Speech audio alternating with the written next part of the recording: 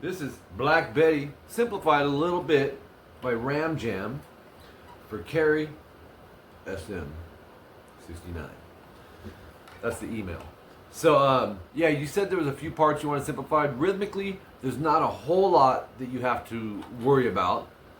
Well, I shouldn't say worry about. There's not a whole lot of sections rhythmically.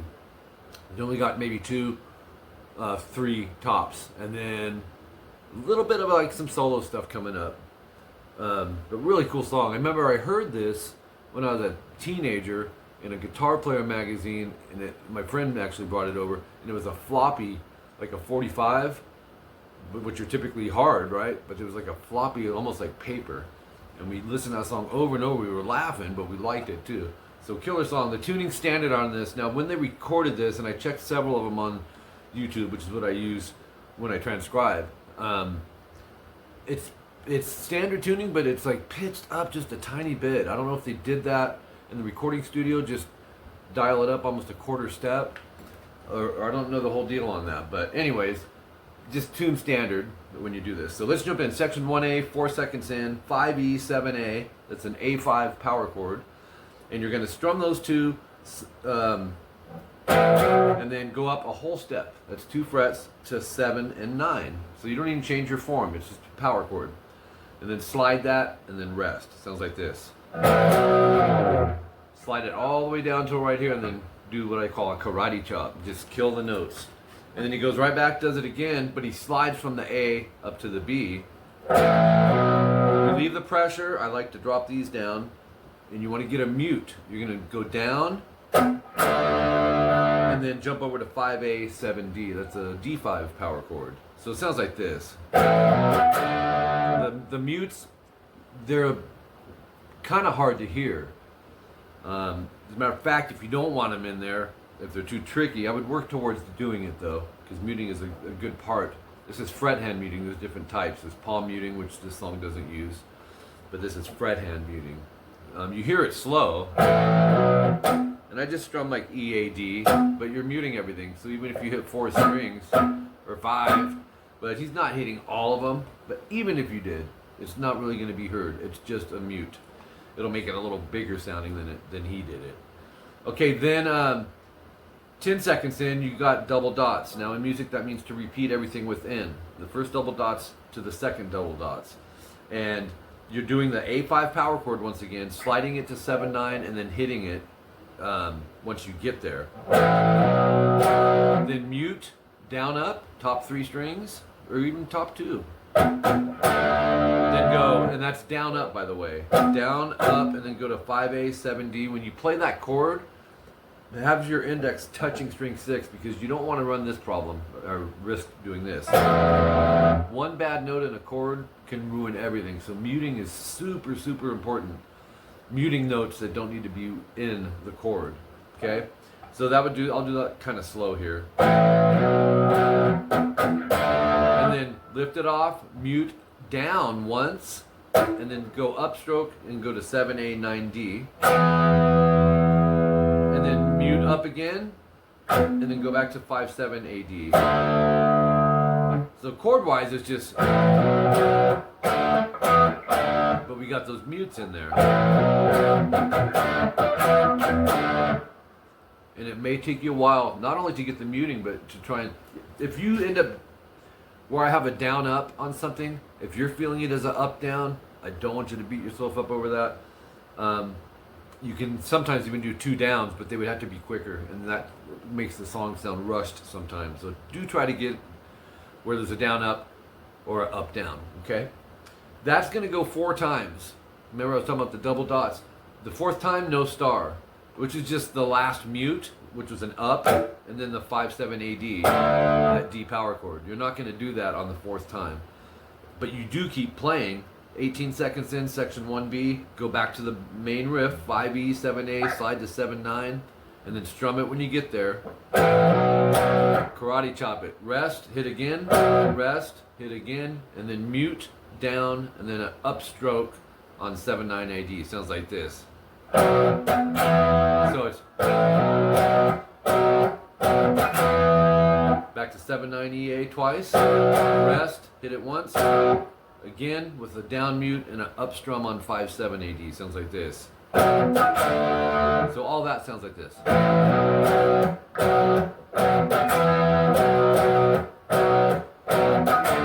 Back to the 7/9 EA, which is a B power chord, by the way, twice, rest once, rest, hit it again, mute down, up on 7/9 AD. It's like we did on the first one, the beginning of section 1B. So up to there, it's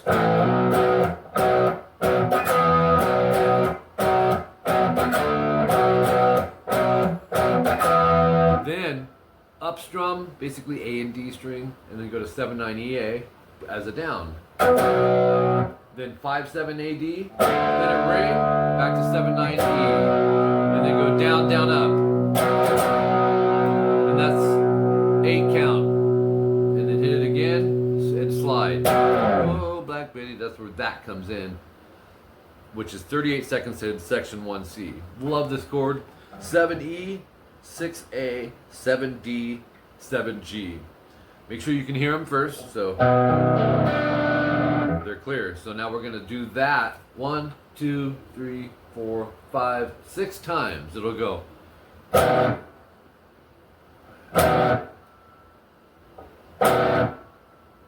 Here, there's a really solid nothing right after you hit it. Okay, 49 seconds in, repeat section 1A, play it the same. Section 1B, no star, just like last time. And then 7/9 EA, just slide it. Minute 13, repeat section 1C. That's the last part with the that ball. Then, let's get this paper over here where I can see it better. Minute 28, section 1D. This is a new rhythm. 7 D and G, first finger, just bar it, go 4 times. The first 3 are mutes, it'll go, but they're kind of quick. It goes, and then 9/7 down up D and G. So it's, and then go, and that's 7/9 on the A and the D. But when you go to the D9, I suggest doing an upstroke and then a 5/8 downstroke. Here's why. When you pick, if you were to pick that down, now your hand is that much further than our next note, and that next note comes in quick. Where if you do an up, you're right next to the string you're going to play. You just got to jump over to the 5/A. Sounds like this, and then add a 7E at the end. So it's oops. Now, if you get it without picking it like that and it's flowing, that's okay as well. When you hit that last note, if you can put a vibrato on that, and then it does the whole thing again. All right, then we can go over here. Minute 34 in, 7 D and G, just slide it, go. A minute 39, section 1D, play it the same way with this at the end. Again. Minute 47, section 1D, the same. Then I wrote solo, and it is, I guess, but he kind of does it in a melodic fashion, so it's kind of rhythmic as well. A minute 50 in. Love this part. I always thought this sounded so cool. He stacked guitars in the recording studio, so in other words, he's got a melody, which I'm showing you, which is the main, but he also does a secondary guitar where he harmonizes over it. It might even be an octave over it. And it sounds like this. It's so cool.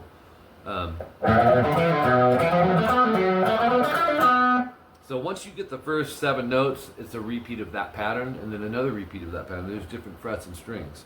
5, 6, 7, E, down, up, down. Up 5A, 7 down, pull 5. So pick, pull off.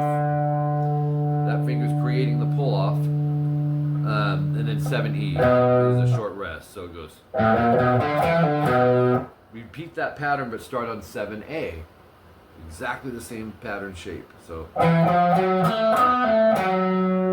then do 7 on, just drop it down one string to the D and G. So those three sound like this. And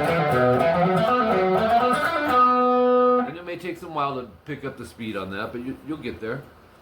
Especially if you follow the picking that I put.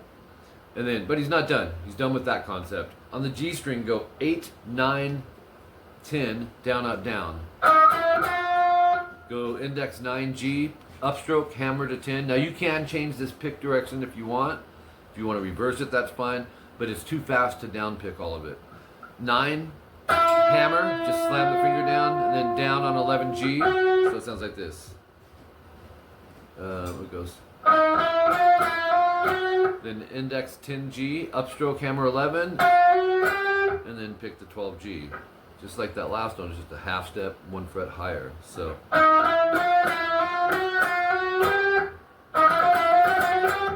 If you want to pick all of them, that's fine too. Or where'd that start? On the 8th fret. So. But it does sound different. Alright. Almost done with this solo stuff. Then you're going to go 10, hammer 11 on the B. So that last one goes 12B, vibrato, again. Then he does tapping. Most players use their fingertip to do. But when watching the video, and if you listen close, I mean, I can tell that it's got a little more of a sharp attack. He's actually taking the edge of the pick here and going, so you're going to go. You go to 15B and just go.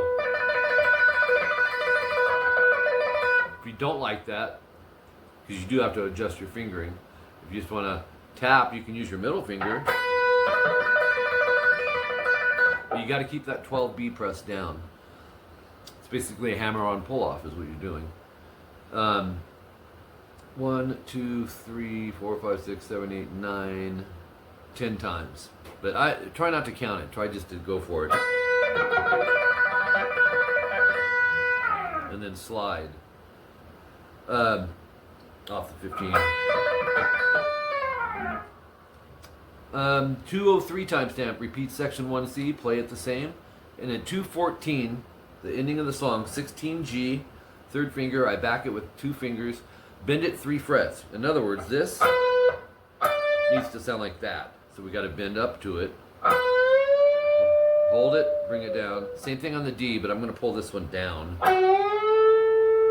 Because if I go up, I might push it off the neck. That's the mindset behind that.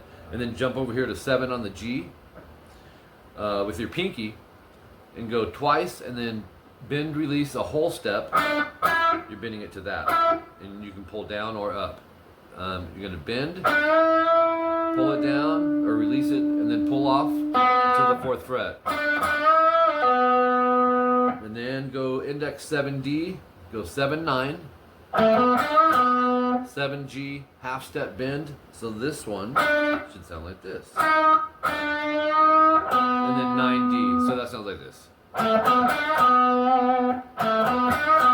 Vibrato, and then go to fret 12. And slide it, and that's the end of the song. So I'm not going to say it's an easy song to play because it's pretty fast, but the bright side of that is you don't have a ton of rhythmic parts to worry about, and you don't have a ton of solo parts.